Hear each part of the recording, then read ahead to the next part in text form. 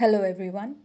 In this video, we'll be looking at Zorba the Greek by the Greek writer Nikos Kazantzakis. This is part of your paper on European fiction. Nikos Kazantzakis was born in 1883 on the island of Crete. Crete is an island on the Mediterranean Sea. It is the largest and the most populous of the Greek islands. The island has a very interesting and unique history and plays a central part in much of his writing. Crete is the birthplace of Europe's first advanced civilization, which flourished in 3000 BC. It later came under the rule of the Roman Empire, the Byzantine Empire, Andalusian Arabs, Venetian Republic, and finally the Ottoman Empire, before being a part of the modern Greek state. Kazantzakis was born at a time when Crete was still under the rule of the Turks and witnessed the last of the uprisings by the Cretan people who wanted to join Greece. Crete for him had a unique physical and spiritual location as a nation that belonged neither to the east nor the west. He went to the University of Paris in 1907 to study philosophy and came under the influence of Henri Bergson, the French philosopher. His doctoral dissertation was on Nietzsche, and both Nietzsche and Bergson had a huge influence on his writing and philosophy. He traveled widely across Europe, Northern Africa, and Asia, and his travels brought him closer into contact with various philosophies and theories. The struggle to find the truth in religion and spirituality was central to his works.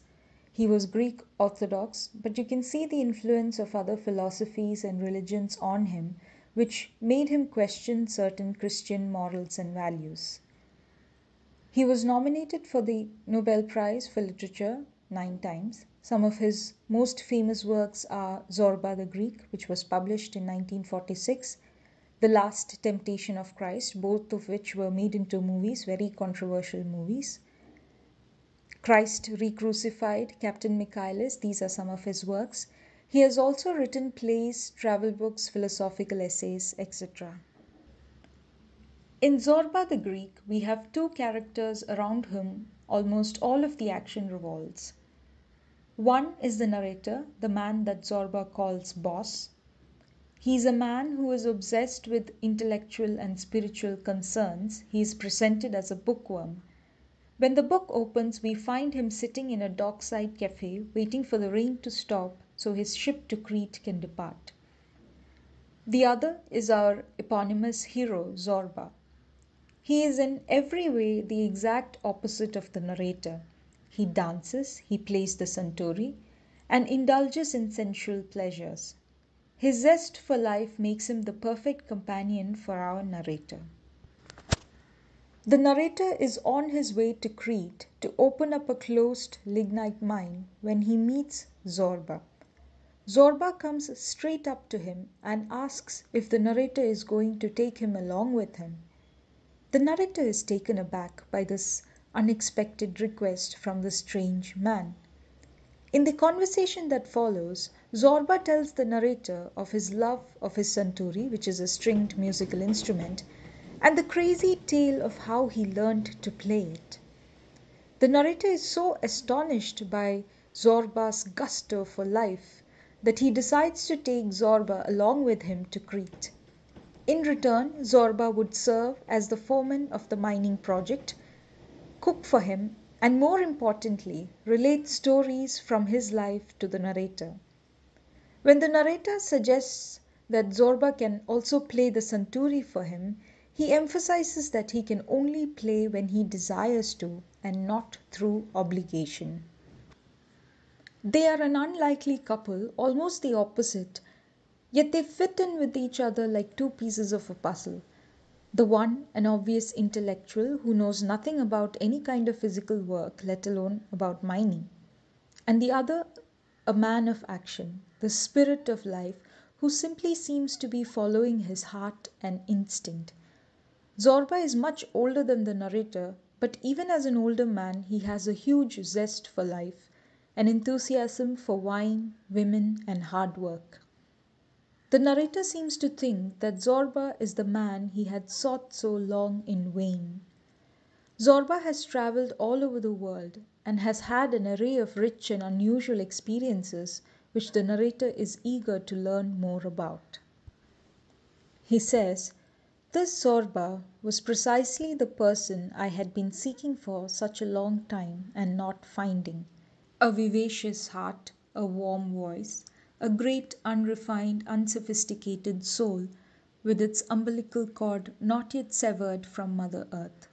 Using the simplest human speech, this workman made clear for me the meaning of love, art, beauty, purity, passion." The two men thus set out on an adventure that will change them both forever. They land on Crete and find their way into the village. Once at the village, they decide to take their lodging in a hotel run by Madame Hortense. Madame Hortense was a French woman who seemed to have had a lot of colorful experiences as a young woman. She was a mistress to many important men and now, in her old age, runs a hotel in Crete. Zorba is delighted by the thought of encountering the widow, and he is not disappointed. Madame Hortense now spends her time dreaming about the past and is sad that she is growing old and losing her good looks. She holds on to her youth with her thick makeup and colorful, bright clothes. She is haunted by her many lovers who have all abandoned her. But Zorba ignites in her a passion and a hope that her life might get better. Zorba gives her an endearing name, Bubelina. Her pitiful death in the end is tragic. Once on the island, Zorba starts to work in the mine, choosing and supervising the workers, while the narrator works on his manuscript on Buddha. In the evenings, Zorba would return and cook for his boss, and the narrator would beg Zorba to tell his many stories of adventure and war and women. The narrator marvels at Zorba's innate intelligence. He says, "I thought to myself, this man did not go to school, yet his mind is not impaired. He has seen, done, and suffered much. His intellect has been opened and his heart enlarged without losing its primordial stout-heartedness. All the problems that are so complicated and unsolvable for us, he solves them with a single sword strike." Zorba comes up with his plan to build a huge cable system in order to bring the logs from up the mountain top. This is so that he could build a sturdier frame for the mine and also to sell off the extra log in order to make more money. But he lacks the confidence to do it, as Zorba himself states in the beginning of the book. He has a reputation of reducing everything to dust and black smut wherever he goes. In fact, he says that people call him mildew fungus for this reason. When the narrator states that he has implicit trust in Zorba, he is very pleased and starts dancing maniacally. Zorba dances whenever he is overwhelmed. He dances to express himself when words fail him.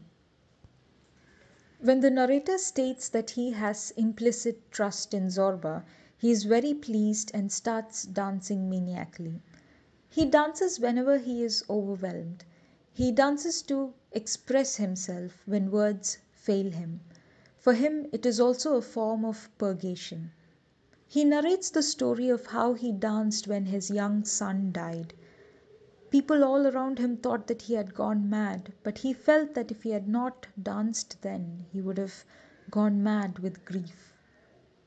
Dance and music is to him what words are to the narrator, a means of expressing a higher order of things. At the end of the novel, the narrator asks Zorba to teach him to dance, a symbolic entry into the sensual world of Zorba. In order to execute the crazy plan that Zorba comes up with, he must first negotiate with the monks at the monastery on top of the mountain from where he hopes to get the logs. Zorba also tells the narrator that he must go to a nearby town to buy the cables, ropes, and other things necessary to build his contraption. Kazantzakis was a staunch critic of the principles of the established Church of Christianity. The monks in the book further bring out the hypocrisy of the church with all its rituals and superstitions. The monks are presented as greedy, materialistic, and perverted. Even the villagers are mocked for their false sense of faith and superstition. Kazantzakis is infamous for his views on Christianity, but he was still a spiritual man who concerned himself with the constant search for meaning. Zorba sets off to the nearby city to purchase the necessary equipments. Bubelina is very sad at his leaving and worries that he would find another lover.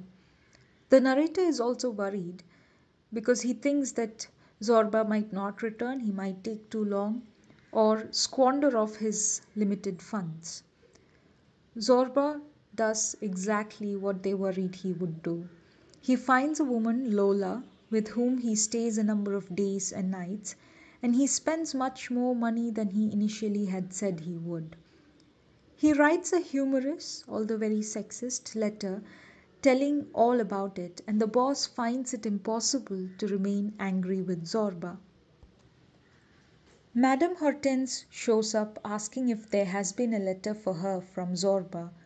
The narrator tries to humor her by pretending that his letter had included some greetings to her. As he reads along, he keeps embellishing the letter so as to say more and more about her. Finally, he fabricates a wedding proposal from Zorba to Bubelina. She is delighted and asks the narrator if he would be their witness. Needless to say, when Zorba gets back, he was very surprised to learn of his fate. Two deaths in the book really shake up their philosophy and conversation about life. One is that of the widow Sormelina. The beautiful widow is pursued and desired by all the men on the island. She, on the other hand, does not allow any man near her. This rejection creates animosity in the minds of the men in the village. The narrator also feels attracted to the widow, but he is afraid to make a move. Zorba chastises him for not approaching her. He says, "My boy, if a woman calls you to her bed and you do not go, your soul is destroyed." Pavli, the son of one of the leading male citizens of the village, Mavrodoni, is infatuated with the widow, but his father does not approve of it. Although all the men of the village hunger after the widow, none of them dare to approach her. She is very mysterious and deemed even to be evil at times. The young Pavli commits suicide because of his hopeless situation with the widow. The villagers hold the widow responsible and want to take revenge on her. But the narrator speaks of being rational and not blaming the widow for what poor Pavli had done. This calms them down for a while. After a while, during Easter, some of the men gather in the village and perform a resurrection dance. Suddenly, they spot the widow coming out of the church. The men crowd around her, forming a circle, and they try to kill her. As Mavrodoni is about to kill her, Zorba intervenes and tries to save her. But while his back is turned, Mavrodoni leaps on her and with a single blow of his knife he cuts off the widow's head. Zorba is shook by the incident and he tells the narrator, "I'm telling you, boss, all the things that happen here in this world are unjust. I don't sign my approval." The way she is murdered shows the cruelty of the Cretan peasants, and the hypocrisy of it lies in the fact that they were prompted to do it by their own jealousy and powerlessness in attaining her. To add to this, they kill her in the churchyard on the festive occasion of Easter. All this paints a very poignant picture of the plight of women. The other death in the book is that of Madame Hortense. She becomes ill and Zorba works hard to heal and encourage her. He summons the doctor for Hortense, but her high fever gets worse. In what is a very morbid scene in the book, the keeners assemble impatiently for her to die. They sing monologues while at the same time engage in stealing her belongings even before she is dead. Keeners are people who wail and sing in grief for the dead person. The Cretan peasant's behavior is both humorous and repulsive at the same time. The peasants enter her house and start stealing all of her possessions. Zorba tries to chase them away, but they keep coming back. When she dies, they refuse to call the priest for her because she is a European and an infidel, according to them. Zorba and the narrator watch as the villagers take out the dead body to the burial ground, dancing and singing, even as they get drunk and stuff themselves with food. Zorba, after this incident, broods over the question of death and he asks the narrator, "Why do people die?" And the narrator replies that he does not know. Zorba becomes outraged hearing this and he bursts out saying, "What then are those goddamned papers that you read? Why do you read them? If they don't tell you that, what do they tell you? Well, all these damned books you read, what good are they? Why do you read them if they don't tell you that? Why do you read them?" The narrator then launches into a lengthy monologue about his philosophy of life and death.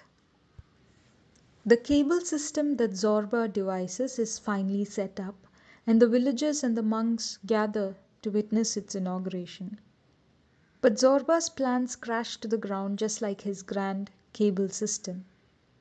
Instead of being devastated by the loss, they eat lamb, drink wine, and dance together. The narrator runs out of money and he decides that his life in Crete is over. Zorba is troubled by this and he exclaims that he does not know what he would do without his boss. They part ways but keep in touch with each other through letters and postcards. Years later, the narrator receives a letter informing him of Zorba's death and Zorba's request that he inherit his Santuri.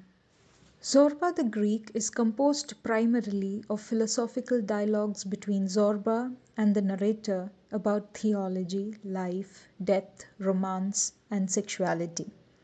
In many instances, Zorba asks very pertinent questions central to man's understanding of his existence.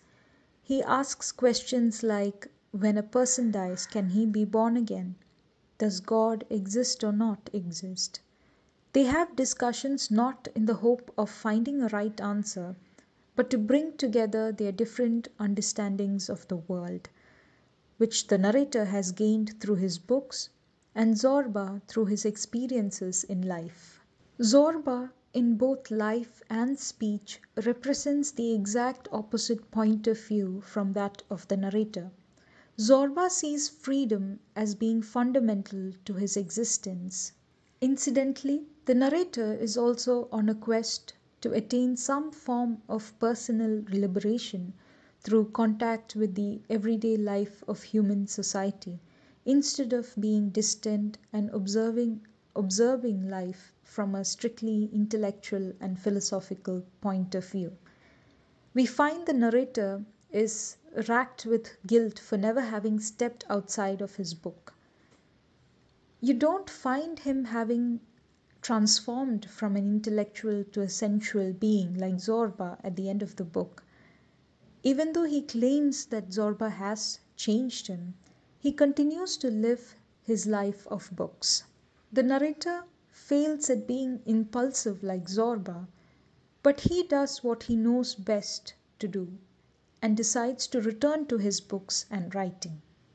In their respective quests for liberation, Zorba seems to have embraced the way of the flesh and the narrator the way of the spirit. In the prologue to the Last Temptation of Christ, Kazantzakis writes, "My principal anguish and the source of all my joys and sorrows from youth onward has been the incessant, merciless battle between the spirit and the flesh." The attitudes that the narrator and Zorba have towards life have been compared to the two gods of the Greek pantheon, Apollo and Dionysus, respectively. Apollo is the god of light and reason, and Dionysus the god of wine and revelry. Zorba is the icon of passion and exuberance, and the narrator a man of reason and intellect. Despite being a 65-year-old man, Zorba is driven by a desire for women. He has been accused of misogyny by many critics. In a letter to the boss, Zorba writes, "I think only people who want to be free are human beings. Women don't want to be free. Well, is a woman a human being?" Women in the book mostly serve as sexual interests, and the conversation regarding women is a lot like the locker room talk among boys. When the narrator finds himself unable to pursue the widow, Zorba encourages him to step up. He says, "If a woman sleeps alone, the blame falls on us men, on all of us." Zorba relates to the narrator the stories of numerous sexual encounters he has had, also stories of his abandoned wives and children. For him, women seem to be only a kind of passionate adventure that he constantly seeks. Madame Hortense, the mysterious widow, and Agnosti's wife are all victims of the rural Cretan society that seems to be monstrous in their treatment of women. The book shows the huge influence that Bergson has had on Kazantzakis, especially his idea of élan vital, which is the vital force, a creative force, according to him, that is immanent in all organisms. He believed that it was this life force that led to evolution. Kazantzakis was also influenced by Bergson's idea of laughter as a corrective instrument in society, and he uses it in this book to look at certain aspects of the Cretan society.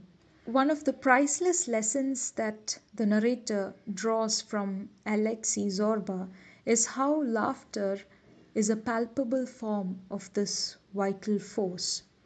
As Wook Dong Kim says in his article, laughter is an act of creativity, a life engaging, creative, vital force that not only makes human society better than it is, but also makes absurd human existence meaningful and thus more bearable. Kazantzakis was always controversial and misunderstood. He was accused of atheism in 1939 by the Greek Orthodox Church, especially after they were outraged by his depiction of Jesus in The Last Temptation of Christ. This book was placed on the index of forbidden books by the Roman Catholic Church. On his death, the Orthodox Church refused to give him a Christian burial. The epitaph on his gravestone reads, "I hope for nothing, I fear nothing, I am free." I hope you feel encouraged to read the book. Thank you for listening.